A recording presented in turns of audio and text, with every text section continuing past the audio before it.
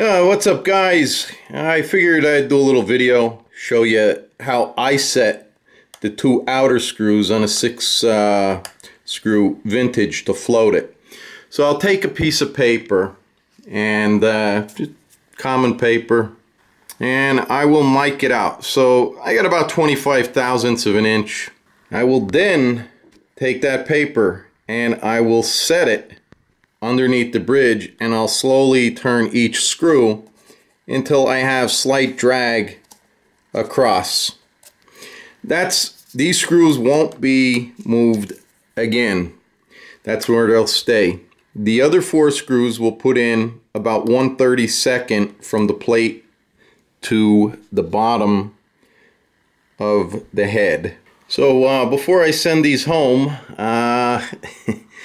I don't know what kind of CNCs that the Chinese shop over there has, okay? But last time I checked, CNCs are perfectly vertical.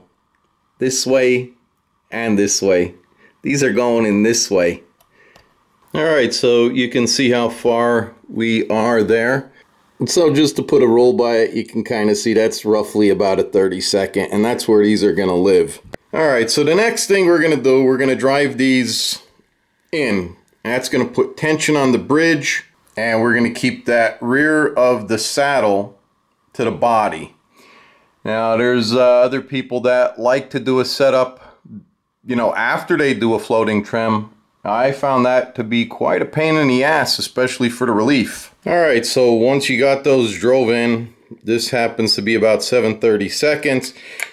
Most of these come not with the flat head here, they come with countersink, so you got to add an 1/8 of an inch, and I always end up from the body to this side of the claw at about 17/32 of an inch with 10s, and that gives me about 3/32 of lift from the body to the rear of that saddle. And Fender says 1/8 inch. I don't like 1/8 inch. I like 3/32 for 10s and 2/32 for 9s. The other thing, I saw a lot of people, they have, you know, oh, it's cocked this way or that way. Keep this parallel to the body. It just distributes the tension better. So from here to here and here to here. Okay, so the next thing I do is I just get a bunch of paper, roll it up, and put it from the block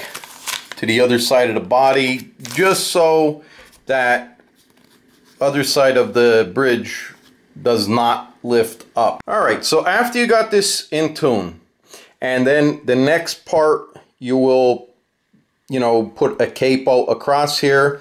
You'll check at the 8th fret for 10 thousandths of an inch.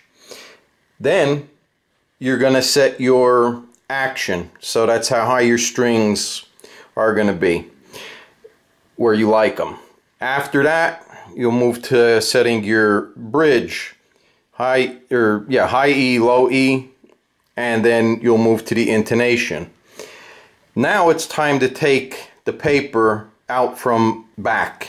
After you have the paper out, we're going to unloosen these screws, and that's going to draw the claw this way. It's also going to let the tail of this bridge up. What we're looking for is 3/32 of an inch from the body to the bottom of that bridge. And it's going to be a balancing act where you're going to release these screws back. It's going to go out of tune. You're going to tune the pitch, and you're going to go back and forth. Okay, so I backed the claw off to 10/32 of an inch, tuned back to pitch, and we are at 2/32 of an inch.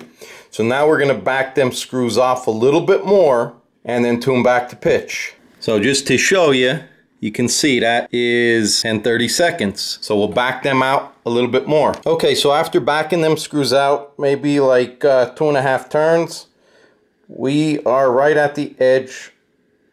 That's 3/32, and we tune back up. And before anybody starts commenting, oh, Fudro's way and this and that, I tried that way. I like my way better. So now if we flip the guitar around, you can see we're at 11/32 of an inch. So if we had countersunk screws here, that would be 1/16 to 3/16 of an inch.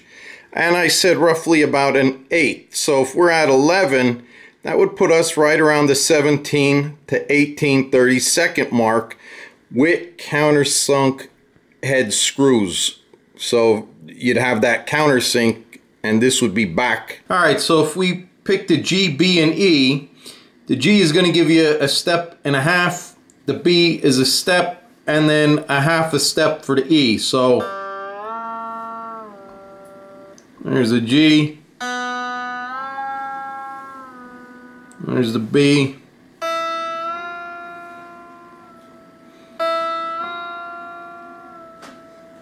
and there's the half a step on the high E.